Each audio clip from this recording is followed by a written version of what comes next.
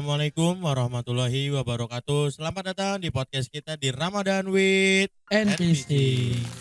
Kita ini udah Ramadan keberapa ngomong-ngomong? Kita alhamdulillah sekarang berada di Ramadan yang hari kelima.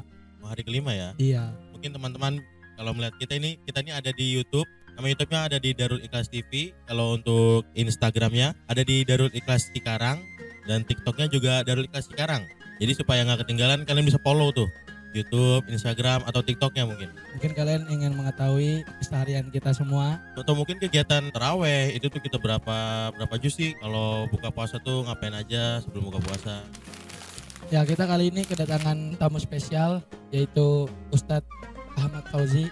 Beliau ini alhamdulillah sudah menempuh perjalanan yaitu belajar di Tarim Yaman. Betul Tarim? Ustadz? Alhamdulillah kita diperkenankan bisa menuntut ilmu sampai ke negeri Yaman. Alhamdulillah. Alhamdulillah. Kenapa Ustadz ini memilih untuk berangkat ke Tarim? Ya tentunya orang-orang pasti punya tujuan masing-masing ya kan ya, dan punya cita-cita masing-masing kan, dan juga punya jalan cerita masing-masing kan. Dan kalau Al-Fakir itu kenapa berangkat ke Tarim? Karena awalnya waktu itu almarhum Kiai Haji Arsyad Ibrahim, beliau punya cita-cita memberangkatkan murid-muridnya ke sana. Tuh, karena memang Tarim itu memang kota ilmu, terkenal dengan ulama-ulama di sana, ahli-ahli ilmu. Bukan sekedar ilmu, akan tetapi ilmu yang diiringi dengan rasa takut kepada Allah Subhanahu wa taala. Jadi beliau ingin sekali murid-muridnya berangkat ke sana. Semoga beliau diterangkan kuburnya, Amin. diangkat derajatnya di sisi Allah Subhanahu wa taala. Amin. Ani ini pengen nanya nih Ustadz, kira-kira kalau Ramadan di Tarim nih sama Ramadan di Indonesia tuh beda atau sama Ustadz? Di Tarim itu jika Ramadan tiba, itu kehidupan berubah 70%. Karena suasana ibadah di sana sangat hidup. Suasana ibadah, khususnya ketika kita belajar di Darul Mustafa, di sana suasana ibadah sangat membantu gitu. Contohnya seperti di sana itu kalau Ramadan di malamnya itu mereka sibuk dengan ibadah ya. Bahkan istirahat mereka itu di pagi hari. Bahkan di sana kalau kita ingin taraweh, misalkan kita ingin taraweh jam 8 setelah Isya, ada taraweh di sana masjid setelah Isya. Ada juga taraweh di sana yang jam 8. Mau taraweh jam 9, ada yang melaksanakan jam 9. Mau taraweh jam 10, ada masjid yang melaksanakan tarawih jam 10. Terus sampai mendekati subuh masih ada orang yang mengerjakan tarawih. Masjid yang mengerjakan tarawih di waktu itu.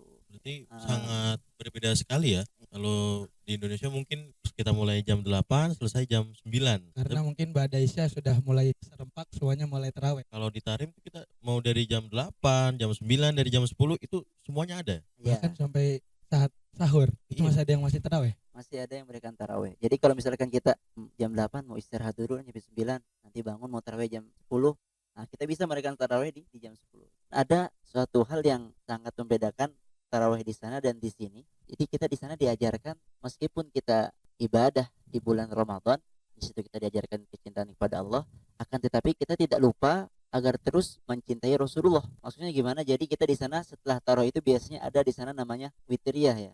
Fazaziyah, ada membaca seperti syair-syair yang berkaitan dengan Rasulullah SAW. Itu perjalanan Rasulullah, akhlak Rasulullah, adab Rasulullah, bagaimana semangat Rasulullah di bulan suci Ramadan. Mungkin kita udah bahas buka puasa, amalan.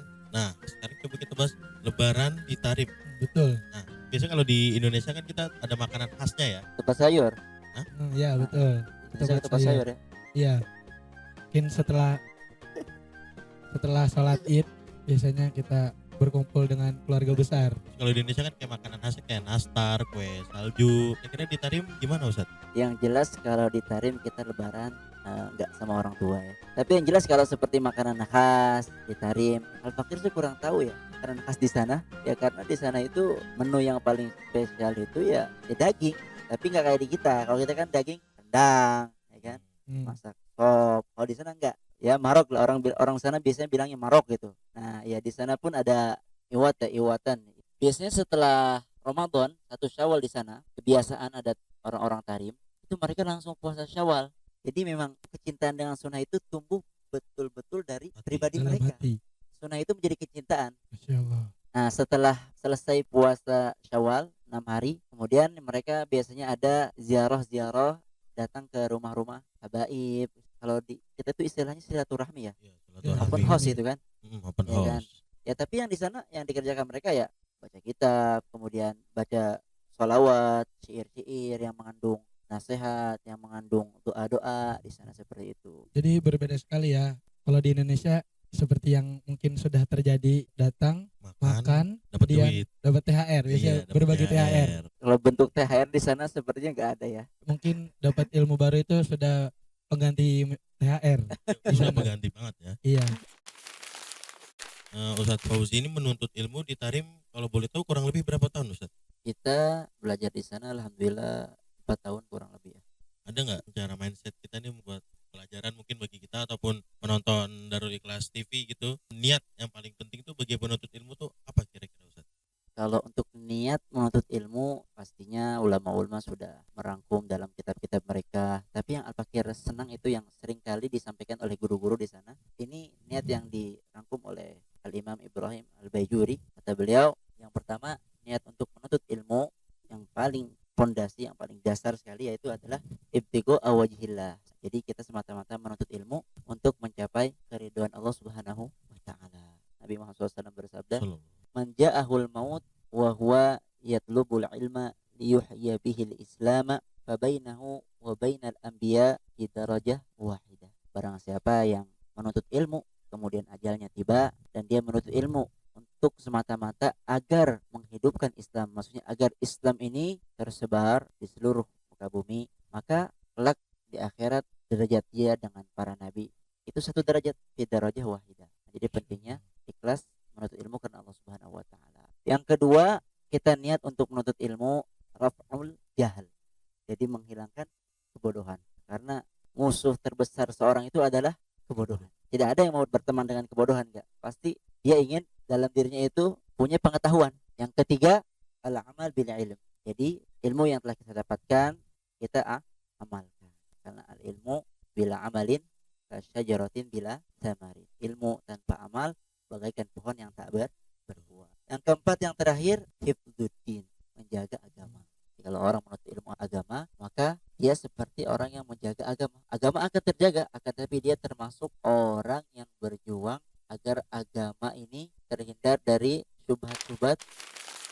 Kira-kira ini Ustadz, mungkin ada perubahan di dalam diri Ustadz sebelum masuk pondok dan ketika lulus dari pondok. Kira-kira apa itu Ustadz?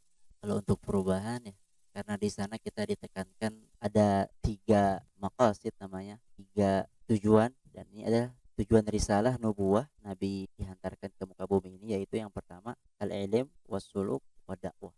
Jadi ketika sampai di sana itu kita diajarkan agar kita semangat menuntut ilmu, tapi tidak cukup di sana, kita juga diajarkan agar kita selalu bermuamalah sebagaimana muamalahnya Nabi Muhammad SAW, yaitu dengan akhlakul karimah. Diajarkan kita ada bagaimana sopan santun dan tata krama yang baik. Kemudian yang ketiga, ilmu saja tidak cukup, harus diiringi dengan akhlak, amal. Ilmu dan amal pun tidak cukup, tetap kita harus iringi dengan dakwah. Jadi kita harus menyampaikan ilmu yang kita miliki, yang telah kita pelajari. Ilmu tuh kita harus diamalkan ya Ustadz ya. Betul. Karena kalau tidak diamalkan itu bisa bahasanya tuh bahasa Jerman kayak kurang bermanfaat gitu kan. Kita punya ilmu banyak nih, tetapi gak kita amalin, kita kasih tahu ke orang setidaknya biar orang juga tahu gitu apa yang kita punya. Apalagi kan sekarang itu udah zamannya Gen Z ya. Betul. Gen Z Kalangan Gen Z. Yes. Apa sih tantangan terbesar dakwah di kalangan anak muda hari ini gitu? Ya, Al-Fakir belum terlalu lama terjunnya karena baru datang juga. Tapi yang jelas sekarang emang zamannya nih zaman medsos. Orang mudah mendapatkan kabar. Anak muda juga sekarang pengennya dimengerti gitu loh. Iya benar. Pengennya didengar. Ya kita berusaha. Sebenarnya ilmu banyak di mana-mana ada. Pengalaman pun bisa didapatkan di mana-mana kan. Akan Iya. tetapi yang sekarang itu yang perlu kita perhatikan adalah bagaimana kita itu menjadi qudwah, menjadi tuntutan dan panutan. Karena yang pertama kali dia lihat sebenarnya bukan ilmunya, bagaimana akhlak kehidupan mereka sehari-hari. Ya mungkin ini pertanyaan terakhir untuk Ustadz Fauzi, satu kalimat untuk anak muda Indonesia di Ramadan tahun ini. Mungkin kayak selamat berpuasa, tapi nggak mungkin sih kan selamat berpuasa mah. Apa tuh Ustadz kira-kira? Buat teman-teman anak-anak muda di luar sana, tetap semangat menjalani ibadah meskipun di zaman digital ini yang ilmu begitu mudah diakses, tapi jangan sampai salah memilih guru, karena ketika kita beribadah dengan menggunakan ilmu, itu ibadah kita akan bernilai di sisi Allah Subhanahu wa taala. alhamdulillah mungkin podcast kali ini cukup sampai sini. Terima kasih kepada narasumber kita Ustadz Ahmad Fauzi karena bisa meluangkan waktunya. Mungkin sebenarnya beliau ini punya jadwal ceramah ya, mungkin sehari itu ada 10 kali atau 15 kali. Jangan lupa untuk para penonton Darul Ikhlas TV, pantengin kita terus. Besok bakal balik lagi dengan podcast kita di Ramadan with NPC.